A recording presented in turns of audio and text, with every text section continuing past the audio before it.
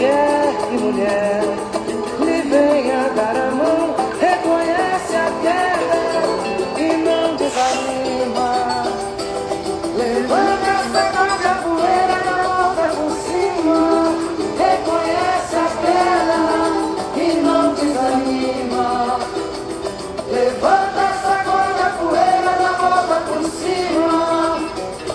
Chorei, ai eu chorei, só vocês. Mentira, beleza.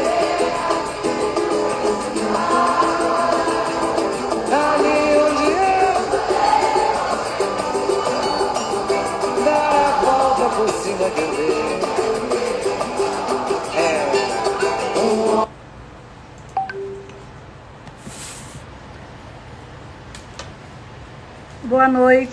Boa noite a todos. Obrigada pela presença. Peço desculpas aí por não dar atenção a todo mundo. Eu não consigo ler quem está presente, mas eu vou ver daqui a pouquinho. Para isso eu tenho que colocar o óculos e o óculos fica refletindo o brilho aqui. Eu acho que talvez não seja muito legal. Eu estou tentando ao mesmo tempo fazer uma gravação que depois vai para o YouTube, mas eu ainda não acertei aqui com o meu processo, mas está tudo bem, eu vou conseguir. Mas o que eu queria dizer para vocês, bom, acho que agora a gente consegue. Pronto, consegui. Entrei no Zoom e aí vamos fazer, né? Vamos fazer por lá também. Bom, meus queridos amigos e companheiros de Instagram, primeiramente eu quero dar boa noite, agradecer a presença de todos vocês. Eu acho que eu estou aqui um pouquinho escurinha, né? Eu não acendi aqui o meu... Mas nós estamos lançando hoje esse canal, que é o Catarse Psique, que é uma ideia, um projeto bem legal, que eu acho que vai ficar legal, porque nós vamos juntar aí, né, toda uma vivência que as pessoas têm, né, suas soluções encontradas aí durante a vida e fazer uma análise, né? Então, o catalisador na química, ele é responsável por causar uma reação, né? E acelerar a reação, né? E isso que nós vamos fazer, né? Usar a psicologia para dar uma acelerada, chamar a atenção para os pontos da vivência da pessoa e que se conectam com o nosso estado de hoje e como a gente pode utilizar isso para ser melhores, não é isso? Então não é só um canal de histórias, né? Quando a gente vai ver a psique, que é tratar do ego, da mente, na verdade eu vejo a psique como um canal de energias, né? Que nos movimenta. A gente se movimenta o tempo inteiro por esse canal de energia, essa cobertura enorme que nos acompanha. Bom, eu cheguei até aqui, todo mundo sabe que eu sou um pouco aversa à questão das redes sociais, fiquei fora bastante tempo, né, das redes sociais, porque eu estava muito em dúvida do que fazer. Eu cheguei a um ponto, quando eu parei de trabalhar em 2018, e estava amando a nova fase, né, assim, puxa vida, vou viver, vou aproveitar, vou não sei o quê, mas isso não durou muito, porque todo mundo sabe que eu sempre fui um pouco viciada no trabalho, né, sempre fui muito dedicada, e começaram a aparecer uns vazios, mas, gente, eu sei tanto, eu aprendi tanto, será que eu não tenho como compartilhar isso com as pessoas? O que eu posso fazer para melhorar isso? E fiquei com essa dúvida, né? Mas depois eu perguntava, mas também para quê? Né? Para quê? E logo as respostas foram acontecendo, né? As respostas aparecem, né, nos nossos momentos de reflexões, principalmente porque a gente começa a ver que existem pessoas que precisam da gente, né? Existe aí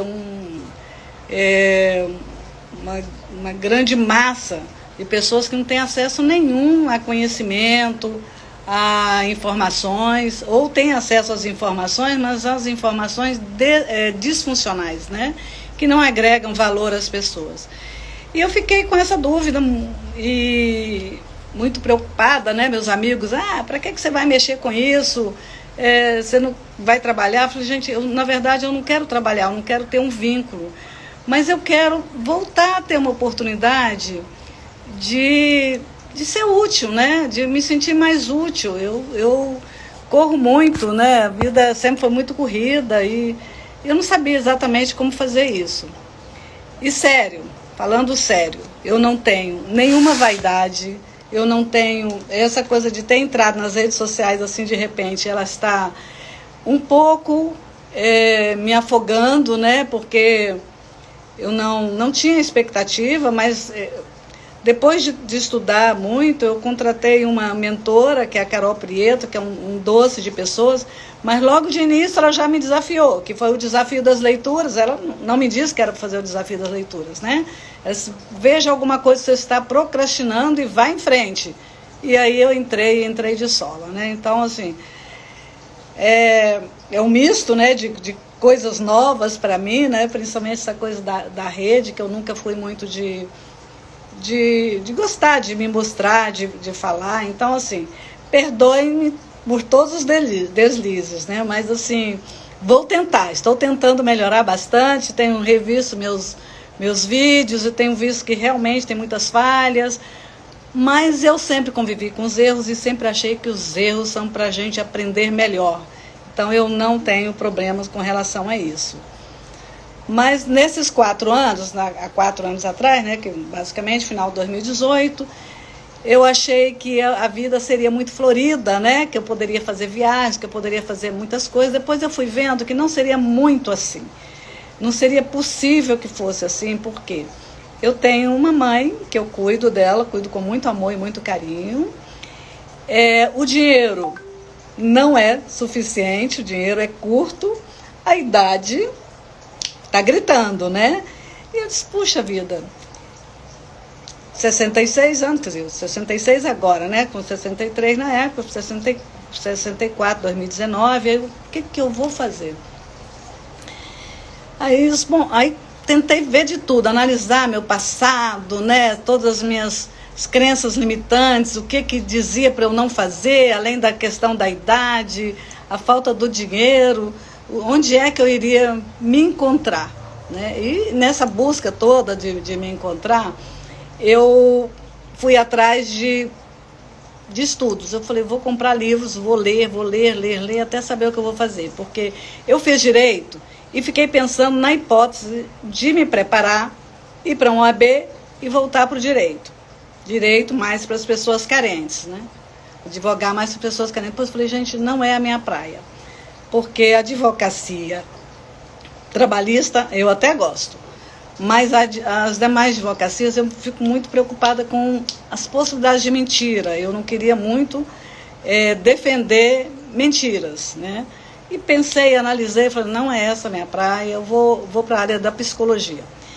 E me apoiei logo que eu vim para o Rio de Janeiro, há 15 anos atrás, fui para o Lions Club e entrei numa feira de ciências. A feira de ciências acontecia apenas uma vez por mês. E cada profissional, cada uma das pessoas daria o seu melhor para ajudar as pessoas. E aquelas filas enormes. Eu disse, bom, sou psicóloga, então posso ajudar como psicóloga. E assim foi. Mas só que depois de umas 6 feiras de ciências, cheguei à conclusão feira de saúde, perdão. Depois de umas 6 feiras da saúde, eu cheguei à conclusão de que psicologia, para uma vez por mês, não daria certo. Porque as pessoas estavam chegando com tantos problemas, tantos traumas vividos no seu dia a dia, violências de toda sorte, e que uma só audiência por mês não daria, não teria condições. E pessoas que moram muito longe, sem acesso e tal. Me impactou bastante, fiz vários registros, mas parei, continuei trabalhando e trabalhando muito, me dedicando ao que eu fazia e tal. E agora eu me apoiei nisso, eu falei, é isso que eu vou fazer. Então, tenho que me atualizar, porque eu não estou em ambiente clínico desde 81, quer dizer, há muitos anos atrás. Eu sempre fui de área de recursos humanos, né? Sempre fui gestora de recursos humanos, Sempre lidei com o povo, com as pessoas, eu amo, eu adoro lidar com pessoas, sempre gostei muito. E é uma paixão, se é uma paixão, então por que eu não vou tratar disso, né? Vou me envolver mais com as pessoas. E o que eu vou fazer para me atualizar? Comprei livros. Comecei a ler os livros e começaram as minhas procrastinações. Eu não encontrava momento para isso, eu não encontrava vontade, descia uns joguinhos no meu celular e começava a jogar, principalmente joguinho de buraco, nossa, aquilo estava sudoku, sabe, jogos bom, vários joguinhos, né, de estratégias e tal. Eu estava gostando muito dessa história, mas eu falei, isso não vai me levar a lugar nenhum, eu preciso fazer alguma coisa. E me cobrava, mas eu não tomava nenhuma posição, melhor, né? Viajava, gostava de sair, encontrar as pessoas, tal. E resolvi estudar. Falei, eu vou fazer um doutorado. Eu tinha mestrado em administração, falei, eu vou fazer um doutorado em psicologia. Aí eu olhei, andei analisando todas as possibilidades e vi que não seria legal, porque eu não poderia ser doutora, porque eu não queria ser pesquisadora neste momento, eu queria, na verdade, era aprender. E vi umas cadeiras do mestrado de psicologia clínica e psicologia da saúde. Me apaixonei pelas cadeiras, não me arrependi, porque foi um aprendizado fantástico, onde eu ao invés de optar, eu ainda sou pelas coisas mais difíceis, hein?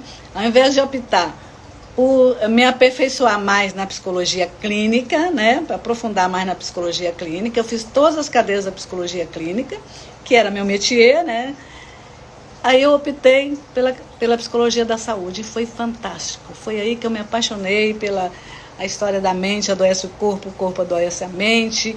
E paralelamente comecei a fazer outros cursos, fiz curso de psicossomática e fui me aperfeiçoando, né?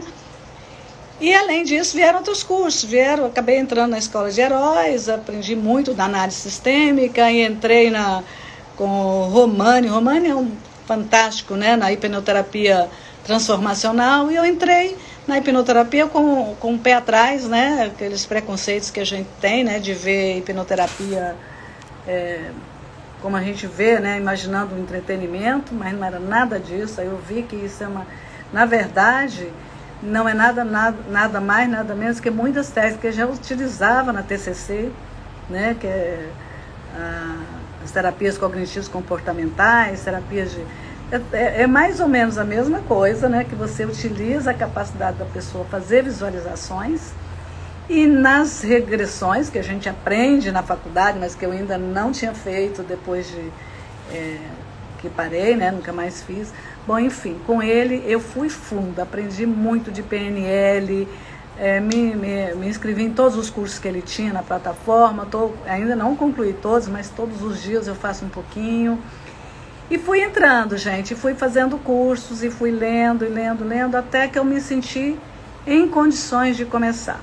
E comecei meio que timidamente, mas fazendo um trabalho que estava me satisfazendo bem legal.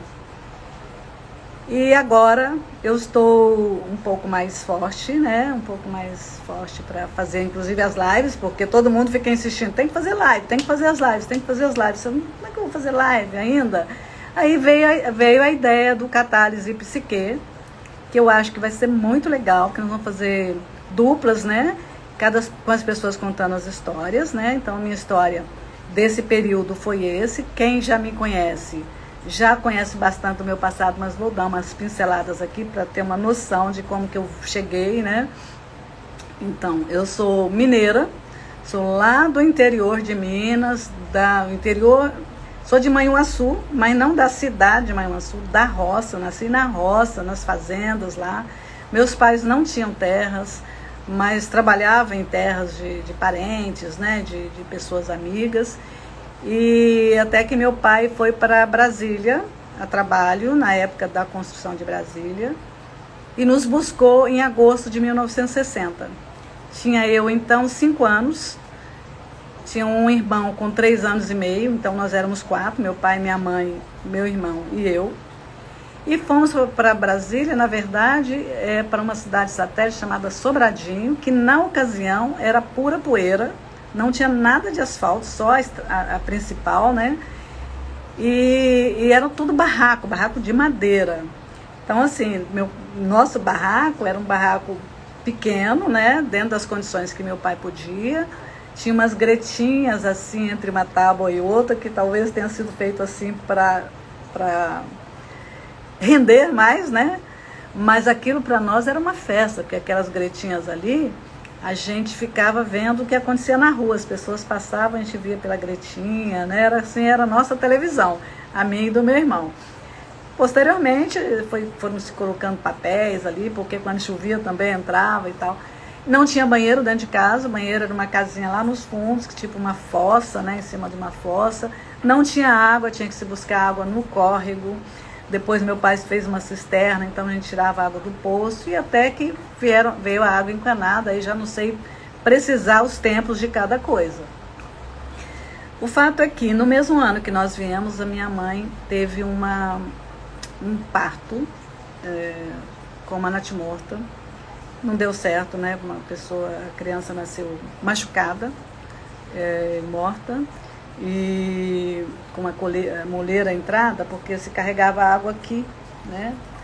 E a minha mãe nunca se recuperou disso. Ela entrou numa depressão profunda, teve uma hemorragia muito forte, teve anemia que não acabava mais. Eu não tenho noção, eu não sei contar exatamente tudo para vocês. Tudo que eu sei é que a minha mãe não se levantava da cama. E meu pai estudava à noite, parou de estudar à noite, trabalhava de dia, chegava à noite, fazia comidinha no dia seguinte, deixava para nós comer no dia seguinte. Ele dizia para mim e para o meu irmão, veja, eu não tinha 6 anos. Isso foi em novembro de 60. Eu sou de 55. De junho de 55. Aí ele dizia, você não podia esquentar, porque era só um fogareiro, não tinha como colocar comida ali. Então é comida fria mesmo, você tira da panela, põe para você, para o seu irmão e para tua mãe. E assim eu fazia, põe a comida para mim e para meu irmão. E a gente não tinha noção, eu juro para vocês, eu não estou reclamando disso, porque hoje, comparando com o mundo de hoje, a gente vê que a gente era paupérrimo. Para a minha noção da época, a gente estava bem, que a gente tinha tempo, a gente brincava pelo quintal, que meu pai não deixava sair dentro do quintal. A gente brincava com qualquer coisa que fosse, sabe? E a gente era feliz, não tinha muito mato assim, em volta, nas ruas, a gente era feliz. Não tinha, vinha um redemoinho de poeira, que fazia e a gente adorava aquilo, meu pai dizia, sai daí, se ele te pegar, ele te leva. Então a gente morria de medo desse tal de redemoinho, de poeira. E o fato é que quando ele passava, mesmo a gente correndo dele para não pegar, não entrar no meio, a gente ficava poeira pura. Eu ainda não sei como eram os banhos eram em bacias, mas eu não sei assim, quantas vezes, eu acho que era uma vez, e olhe lá, porque não tinha quem cuidasse da gente, né? Então, assim, foi uma fase complicada. Nosso pai era bastante duro, batia muito na gente. Não estou reclamando, porque essa história do perdão já foi feita, né? Só essa é para contar. Mas ele tinha uma coisa muito boa, ele ensinou muitos valores para gente. E me alfabetizou. Quando eu entrei na escola, já com quase 7 anos, eu já sabia ler, escrever e fazer conta e dividir por 4 números. Tanto é que eu passei logo em seguida para o 2º ano. Então, isso foi graças a ele. E assim, educação para ele era fundamental. Bom dia, boa tarde, boa noite, dá licença, obrigada, por favor. O tempo inteiro, isso era o tempo inteiro conosco. Então, eu e meu irmão, nós éramos felizinhos, alegrinhos, não sei o quê, e éramos muito educados. Chegasse quem quer que seja, a gente corria, cumprimentava, falava, contava, né, as coisas. Tal. Então foi uma fase assim, essa primeira infância não foi uma fase muito cheia de coisas que eu possa contar, porque eu também lembro dessa questão, né? E à medida que a gente foi crescendo, a gente passou a tomar conta de tudo. Veio um outro irmão, em 62 nasceu um outro irmão, e quem fazia as mamadeiras deles éramos nós, eu e meu irmão. A gente fazia madeira, dava banhozinho. Meu irmão, que ainda não ia para a escola, trabalhava mais do que eu, porque quando eu ia para a escola, quem ficava cuidando do irmãozinho era ele e a nossa mãe de campo. Então, eu não consigo muito entender como que ela, coitada, com todas essas dificuldades, ainda teve 4 filhos. É verdade que a doença que ela tem, que é uma doença que nós já tratamos aqui no canal, que é a bipolar, né? Na época chamava psicose maníaco-depressiva, esse parto dela provocou essa doença, quer dizer, provavelmente já tinha aí alguma coisa genética, mas ele ressaltou. E então ela tinha fases cíclicas, teve fase boa, fase em que ela cozinhava e tal, mas não é no meu tempo. O meu tempo, assim, eu sei que eu com 15 anos, com 12 anos eu comecei a fazer corte e costura e já costurava para fora, comecei a costurar para fora. Com 15 anos eu fui trabalhar fora, meu primeiro emprego. Por isso eu pude me aposentar com 40 e poucos anos, né? 41 anos na verdade, nem tinha completado, acho que tinha completado. Dia 3 de julho, 29 de junho eu tinha feito 41 anos. Então eu me aposentei muito jovem porque eu tinha o tempo, e se eu não me aposentasse ali, ia sair uma legislação que já estava ali para ser publicada, né? Que eu iria perder se eu não me aposentasse. Então, apesar de ser 25/30 anos, eu teria que me aposentar. Era mais vantajoso. Mas veja, eu entrei no IPEA, o órgão onde eu me aposentei, que é a minha grande paixão, 4 meses depois de ter me casado. Eu me casei aos 18 anos. Eu ainda não, nem 4 meses, eu me casei em fevereiro de 74. Né? Eu ia fazer 19 anos naquele ano e me casei. E com 20 anos já tive o primeiro filho, né? Então, alguns meses em abril eu fui parar no IPEA, onde acabei ficando até me aposentar, que foi uma bênção na minha vida, grandes amizades, um trabalho fantástico, ocupei funções importantes, ali eu me aperfeiçoei, busquei melhorar sempre, porque isso eu sempre tive comigo. Eu posso melhorar. Eu vou atrás de melhorar. Então eu ia buscando, entendeu?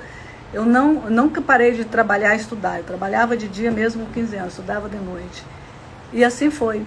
18 anos me casei, 20 anos tive o primeiro filho, que é o André Vinícius, amo meus filhos, tenho 3 filhos maravilhosos. Com 23 eu tive o segundo filho, que é o Rafael. Tive a infelicidade, né, de não ter um casamento prolongado. O pai dos meus filhos, que é uma pessoa que eu gosto muito, respeito muito. Na ocasião a gente teve os traumas da separação, que são normais, né? Porque ele não lidou com a coisa de ter filhos. Então, com 45 dias do meu segundo filho, ele foi embora.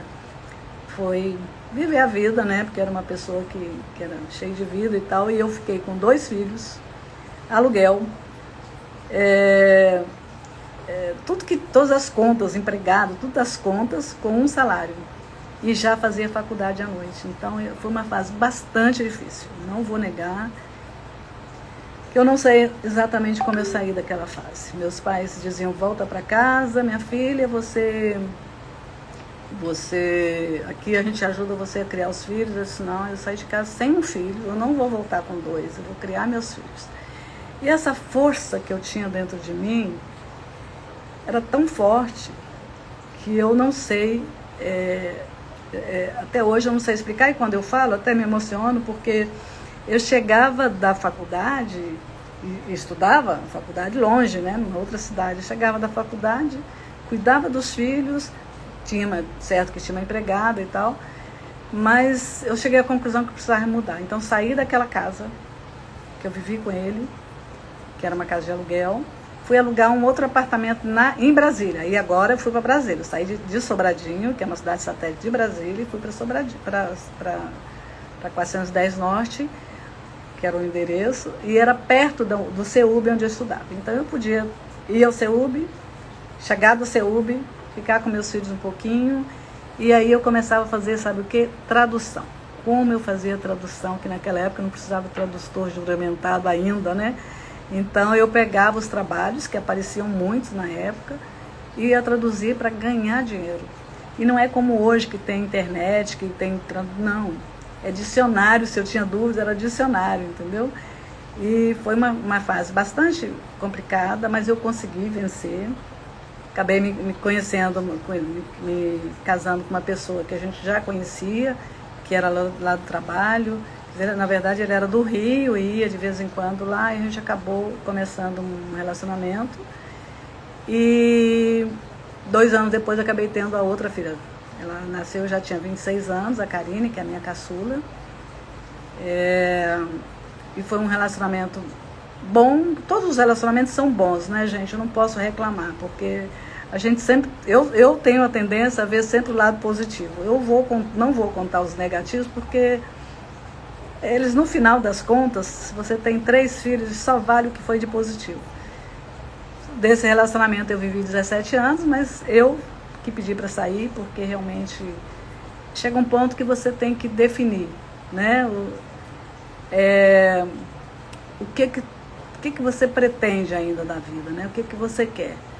E eu acabei saindo num relacionamento que estava bastante difícil, por conta de gênios e tal, mas também foi tumultuado? Foi. Toda separação é tumultuada. Passou, ambos frequentavam a minha casa, tanto o primeiro quanto o segundo, frequentaram, né? Eu frequentava as casas deles também. Um relacionamento bom. Os meus filhos sempre conviveram bem com os pais, de certa forma, né? Dentro daquilo que eles podiam e queriam, os pais, eles tiveram boas convivências. Esse não é um problema na minha vida. Problema, também acabei tendo um outro terceiro relacionamento, esse foi o mais traumático, mais difícil, mas, enfim, a vida que a gente leva é a vida que leva a gente, né? Então a gente tem que tomar muito cuidado com os passos dados, mas também, assim, eu posso dizer que eu não me arrependo de nada. Assim, você não arrepende? Sim, de algumas coisas a gente arrepende, mas aquelas coisas que são, assim, podia ter tomado aquele caminho, mas se você não está mais no passado e não pode mudar o caminho, então, para que se arrepender? E ir em frente, né? Porque a vida dá pra gente vários obstáculos, né? Vários desafios. E você tem que vencê-los se você quiser. Se não quiser, também você pode ficar de mimimi, cruzar os braços e se achar a pessoa mais infeliz da vida. Então, nunca me achei a pessoa mais infeliz da vida, pelo contrário, eu sempre fui uma pessoa que, se eu pude levar positividade para as pessoas, eu levei. Se muitas vezes eu estava muito angustiada, com um desejo muito forte de chorar, e eu enterrava isso quando eu tinha outras pessoas perto de mim, não enterrava porque era para me sufocar, não. Enterrava porque, para mim, o melhor momento era aquele ali, com as pessoas, com alegria, com vida. Depois, no chuveiro, em cima de um travesseiro, de outras formas eu me desabafava, né? Chorava. Ainda costumo fazer isso quando tem essas necessidades que são cada vez mais raras. À medida que a gente vai ganhando maturidade, a gente vai entendendo que o nosso presente é a melhor coisa que Deus nos deu. Então, assim, tem coisas do passado que a gente precisa, às vezes, enterrar, colocar numa caixinha. Precisa, mas de vez em quando você tem que tirar essa caixinha também, entender, e isso eu juro para vocês, eu já fiz muito. Já peguei, olha, eu tive coisas com assédio sexual na infância, tive muita coisa que eu nunca falo, porque também não preciso falar, mas elas estão trabalhadas, entendeu? A gente vai vendo que as coisas acontecem porque naquele momento você não tinha recursos de defesa, entendeu? Então não dá para me culpar, ou culpar é triste, eu odeio. Quando eu leio qualquer notícia de pedofilia, eu quero esganar, né? Porque eu acho que é uma violência muito grande pegar as pessoas, as crianças principalmente, numa fragilidade, né? Sua falta de defesa e usar delas. É muito, muito complicado isso. Mas isso é outra coisa, não é meu problema. Mas nós vamos ter casos aqui nas nossas lives duplas, e que é muito importante a gente tomar consciência de que as coisas podem acontecer, né? eu procuro sempre fugir daquilo que vai me derrubar. Por exemplo, começou a pandemia. Aliás, a pandemia foi um dos pontos nevrálgicos. Eu comecei a perceber muita gente com neurose. Eu falei, gente, tá aí um nicho legal. Muita neurose. E eu posso ajudar, porque se é uma coisa que eu não deixei me acometer, nem durante a pandemia, quem me conhece sabe disso, nenhum momento com esse medo exagerado. O que eu tenho que fazer para me proteger? Cuidar da imunidade? Vamos cuidar da imunidade. Álcool em gel, higienização adequada, vamos fazer o que tem que fazer. Então, fazendo o que tem que fazer, eu passei, só não me isolei. Isso eu me recusei a ficar totalmente isolada. Eu falava com meus filhos, olha, eu não vou morrer presa dentro de uma casa que pode cair até um lustre, sem ver vocês. Então eu vou ver meus filhos, e ia de São Paulo ver o filho de São Paulo, ia ao Flamengo ver a filha do Flamengo. Claro que já não usava transporte público para evitar contaminações, né, com todos os cuidados que tem que fazer, que a gente tem que ter. Então, assim, gente, vivi piores momentos, eu vivi muitos momentos difíceis, vivi muitos momentos difíceis ao longo da vida inteira. Quem é que não vive? Você está sempre superando, sempre superando. Aliás, a nossa live que começou com levanta, sacode a poeira e dá volta por cima. Essa música, ela tem um impacto enorme na minha vida. Quando eu estava no Ministério do Planejamento, Orçamento e Gestão, eu tive um acidente de carro, e um acidente com uma relativa gravidade. E os colegas do trabalho, muito queridos, foram em massa lá para baixo da minha janela cantar essa música. Então isso eu sempre me lembro, me emociono, porque foi um dia assim incrível, que eu não conseguia andar, mas ouvindo aquela música, levanta, sacode a poeira e dá a volta por cima. Naquele momento você pensa assim, agora acabou? Mas não acabou nunca, você não acaba nunca. A vida é tão feita de recomeços que a gente está recomeçando sempre. Eu me aposentei com 41 anos, mas eu nunca parei de trabalhar, nunca. Eu fui para o Tribunal Superior Eleitoral, eu fui para a Anatel, fiquei 6 anos na Anatel, fui para o Ministério do Planejamento e Orçamento, sempre ocupando cargos importantes, fui para a Ancine, fui para a Eletrobras, nas empresas distribuidoras do Norte e Nordeste, onde eu ganhei amigos incríveis, pessoas diferentes, com as suas culturas locais, que eu aprendi a respeitar, admirar, sabe, reconhecer. E sempre me irritei muito quando as pessoas dizem empregado público, funcionário público não trabalha. Como? Onde eu trabalhei, onde eu passei, as pessoas se davam o máximo. Claro que eventualmente tem alguns no meio, porque sempre existem, né? Mas as pessoas que eu convivi, gente, eu só pude admirar, eu só tenho carinho e levo assim para frente, para cima, para sempre, né? Eu tive pessoas que eu não convivi muito, mas que eu já admirava. Então, eu nunca me comparei a ninguém. Eu não me comparo. Eu não tenho inveja do que as pessoas têm. Eu nunca ter não é uma coisa que está dentro de mim. Eu sempre quis aprender, ser cada vez melhor. Então, eu estou sempre buscando aprendizado e tal. Mas nunca fui muito de me preocupar com ter, e muito menos de ter inveja de quem tem. Pelo contrário, eu aplaudo, eu vibro quando as pessoas têm uma conquista, né? Tem um desejo, tem um desejo de comprar o carro tal, comprou, poxa, que legal, que bom, isso, sabe? Eu acho que é assim que tem que ser. Quando você vibra positivamente pelo outro, as coisas retornam pra gente com tanto amor que vocês não têm noção. E eu recebo isso, mas eu recebo mesmo. Todos os dias eu agradeço a Deus quando um dos exercícios que eu faço de manhã para agradecer, cada dia acrescenta mais coisas nas minhas listas de agradecimento, porque só tenho para agradecer. E hoje eu estou aqui com vocês, né? Estou aqui para olhar minha colinha aqui para falar das crenças, né, limitantes, para dizer para vocês o seguinte, que eu não sou diferente de ninguém.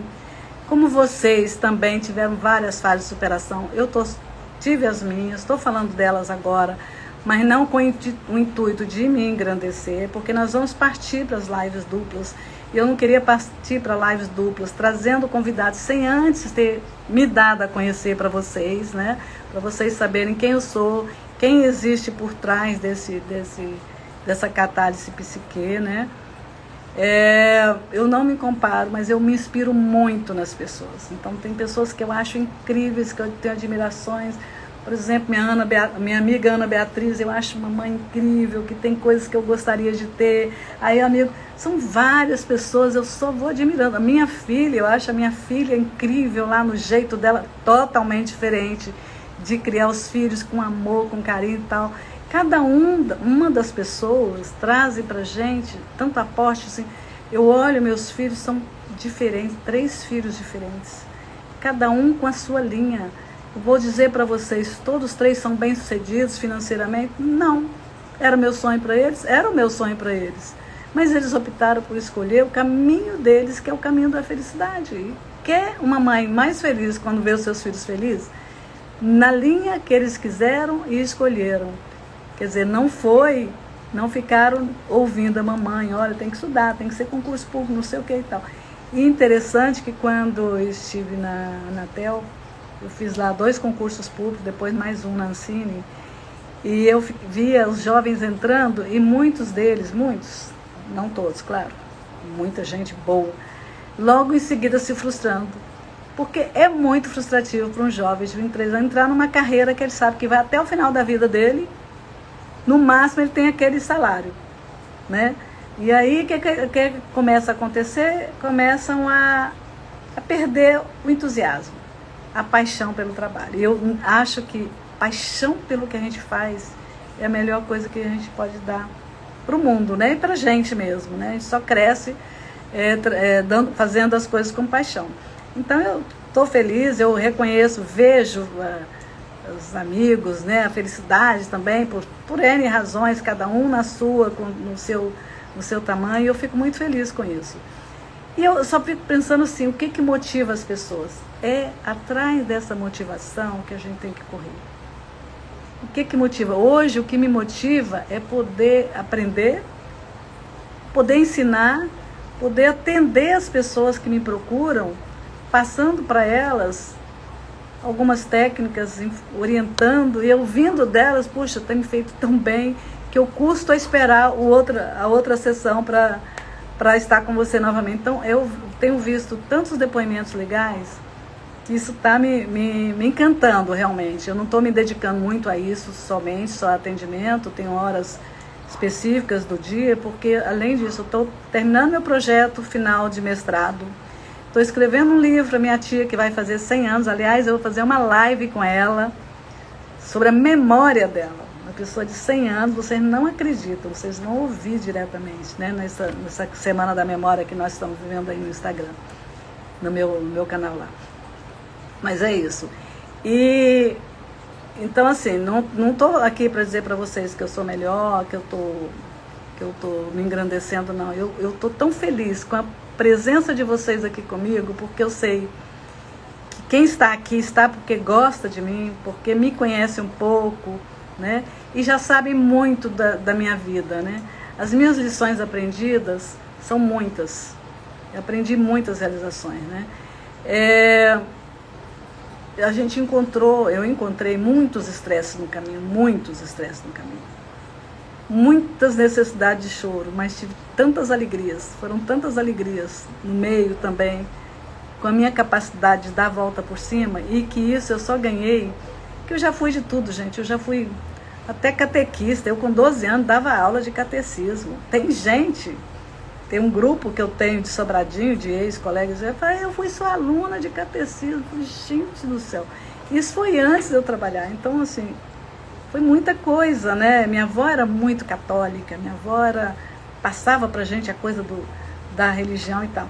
Eu sou uma pessoa que eu digo para vocês o seguinte, não é tanto a religião, eu não sou uma pessoa de estar frequentando a igreja, eu gosto de ir à igreja, conversar com Deus, eu e Deus.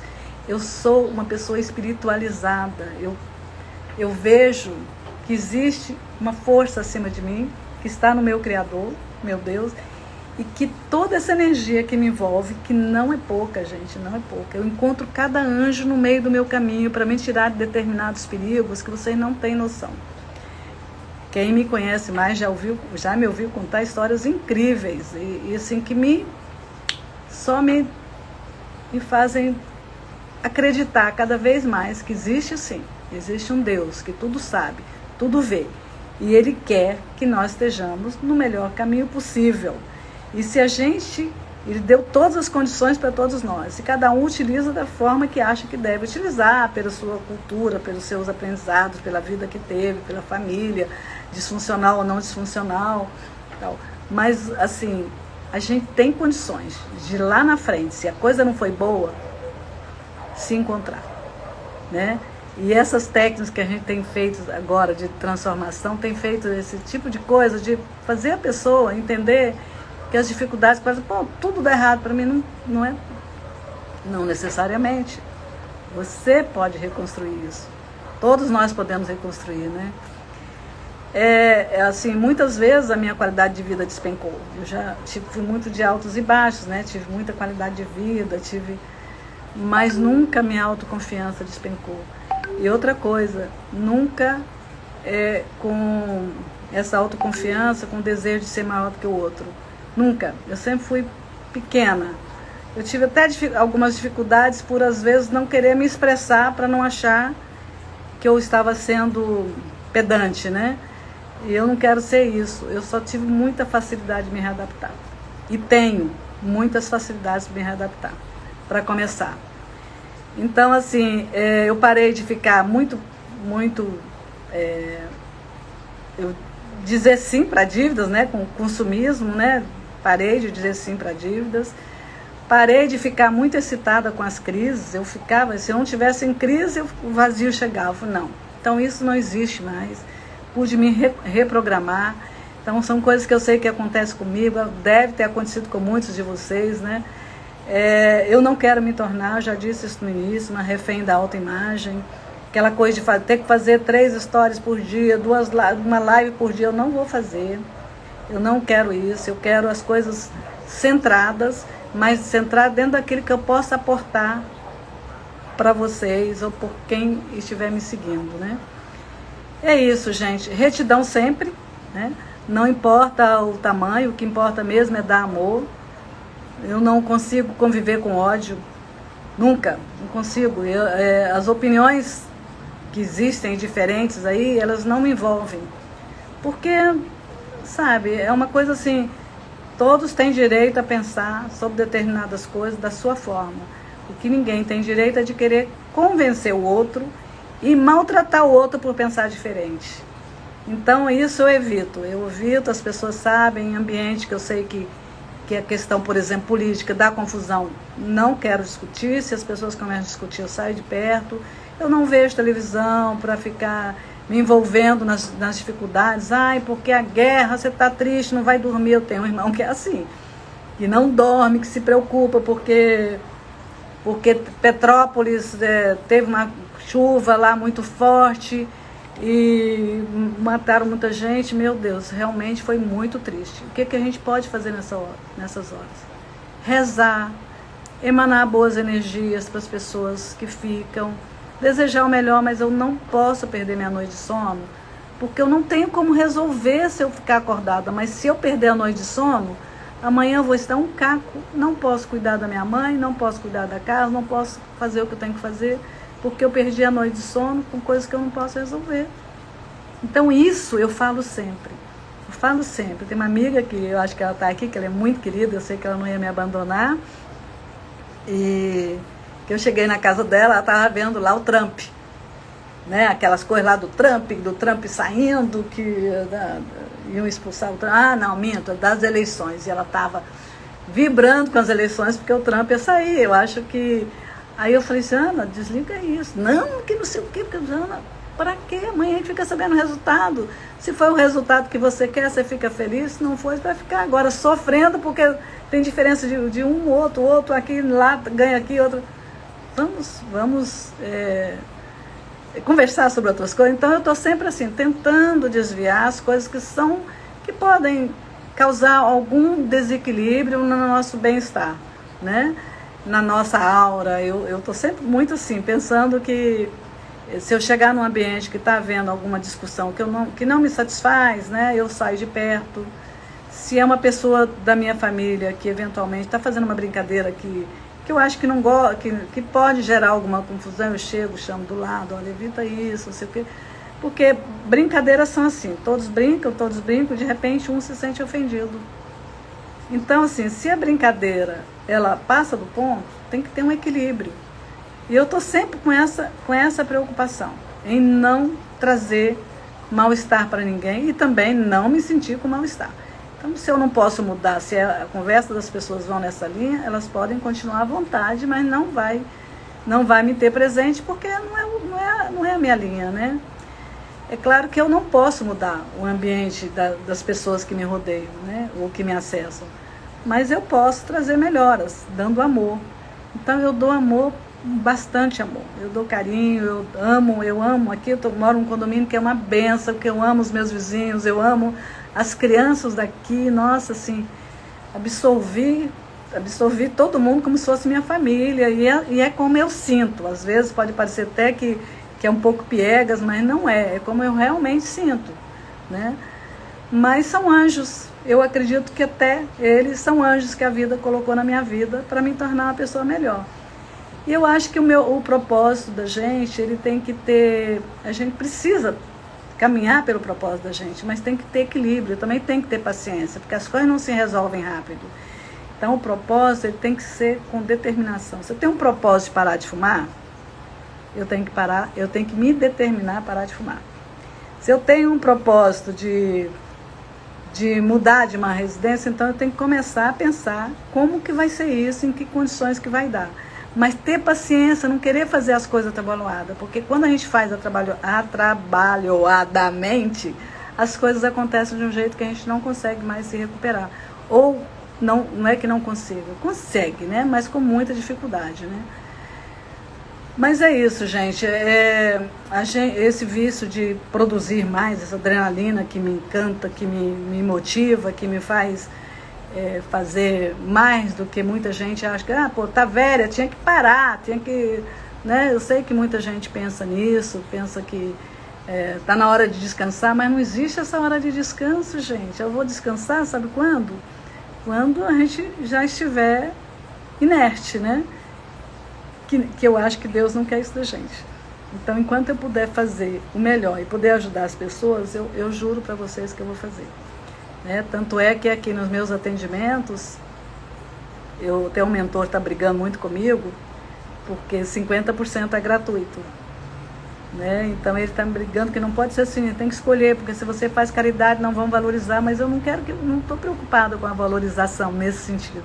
Eu estou mais encantada com os retornos de pessoas que eu sei que pude ajudar do que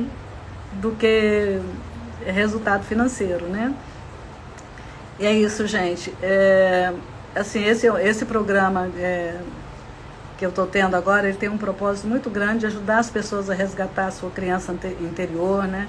Fazer uma reconexão com seus valores, com seu amor próprio, ajudar a sair da procrastinação, que a gente tem que sair quase todos os dias, né? E buscar a sua verdade. Cada um de nós tem uma verdade. A minha verdade não é a sua e a gente tem que respeitar isso e aceitar as coisas como elas são, né? Mas eu acho que as pessoas precisam parar de se vitimizar e culpar terceiros pela situação que está. A culpa não existe, a gente tem que assumir a nossa autorresponsabilidade. Nós precisamos assumir que a nossa vida de hoje, independente do pai, da mãe, do que nós aprendemos no passado, do que nós passamos, das surras que levamos na vida, que são aí que são as culpas. Não, isso foi o que nos fizeram nos tornar melhor. A gente precisa procurar se perdoar as pessoas e se aceitar como a gente é, né? Ter um pouco mais de liberdade emocionalmente e de uma forma mais independente. Fazer o que quiser, sem causar mal a ninguém. É isso. Eu estou aqui, quero muito agradecer a vocês. Eu sei que eu acho que eu me passei um pouco do tempo, eu não queria demorar tanto, mas a primeira vez eu sei que ia ser longuinho mesmo. Quem assistiu a live e quiser, pode me mandar um direct, que eu vou fazer uma sessão de clareza e transformação de forma gratuita, porque isso para mim é um prazer, é uma alegria, né? Então, Tô aí. Se eu pudesse, gente, eu ia dar um abraço muito grande em cada um de vocês agora. Porque eu estou muito feliz com esse apoio que vocês estão me dando. Apesar de eu não ser nenhuma autoridade, né? Não sou nenhuma autoridade. Eu sou gente como vocês, né? Buscando me aperfeiçoar. Né? E quero ajudar vocês também, se precisarem, a ficar cada vez melhor. Amo de montão. Beijos, vamos lá. Aline, obrigada. Vaninha, obrigada. Claudinha, obrigada. Gente, tanta gente. Ana Beatriz, socorro, minha amiga linda. Que bom me sentir abraçada por vocês também. Cidinha, obrigada. Sueli, linda. Ana Beatriz, querida. Meu Deus, quanta gente querida. Obrigada pelo carinho, obrigada por estarem aqui comigo. Que Deus abençoe vocês. Pela hora, sei que foi muito. Daila, querida, Cleide. Nossa, quanta gente linda. Jéssica. Um beijo no coração. Selminha, minha afilhada. É muita gente que eu amo, gente. É tanta gente que eu amo que meu coração é grande demais. E cabe cada vez mais. Então, olha, um beijo, obrigada. Até a próxima vez, se Deus quiser. Na próxima live nós vamos ter aqui a Thelma. Vamos falar a respeito disso, depois eu explico. Beijo no coração de todos. Tchau, tchau. Tchau, gente.